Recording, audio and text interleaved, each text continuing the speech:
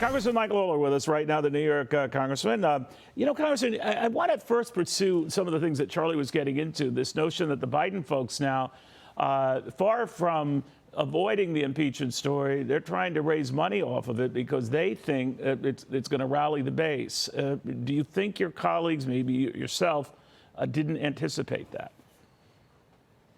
No, listen, any time the president is under investigation, they're going to use it to fundraise. I mean, that's just a reality of politics.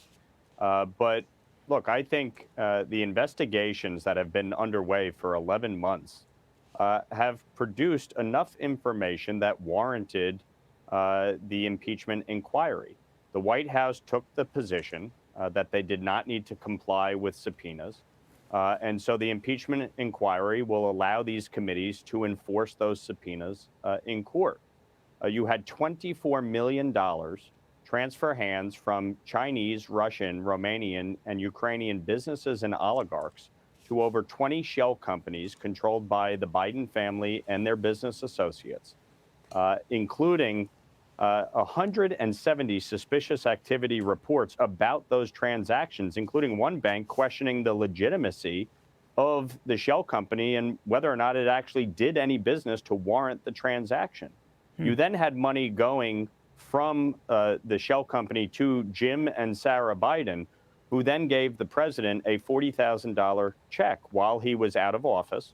But it raises serious questions about what these businesses were doing and what actions, if any, the vice president took during his tenure.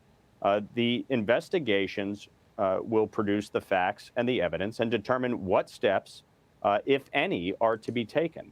Right. So they would be justified down the road. But if I could jump on a couple other real big developments, Congressman, many argue that if the House wants to stay Republican, it's got to protect the 5 or 6 seats that came out of New York that flipped Republican. Yours is one of them. Now they're doing a redistricting commission that has to look into this all over again. And we're told that you in Rockland County, New York, might be the most vulnerable of that group.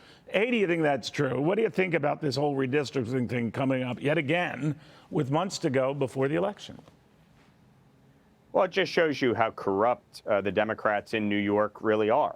And when Hakeem Jeffries says that he wants to protect democracy, it's a joke. He is seeking to undermine democracy in New York and undermine the will of the voters.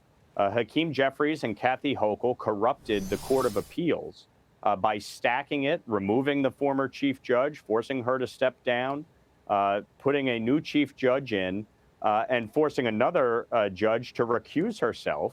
Also, they could appoint a New York City judge to serve on this one case and render a 4-3 decision ordering the maps to be redrawn.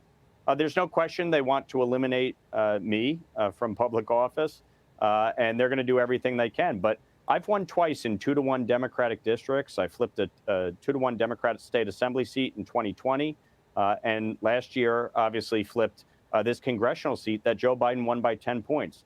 They can try and gerrymander my district as much as they want, but I will win because I'm talking about and working to address the issues that matter to the American people, including yesterday getting my first bill signed ultimately by the president in the NDAA to create a special envoy for the Abraham Accords so that we can normalize relations between Israel and Arab majority countries to ensure long-term peace and prosperity in the Middle East. So I'm doing the job. I'm not too concerned about the politics and the attempt by the Democrats to gerrymander the maps. We'll win no matter what they do. We'll follow it closely. Congressman, always good seeing you. Thank you. Mike Lawler of the beautiful state of New York, Rockland County. That's a beautiful neck of the woods in New York.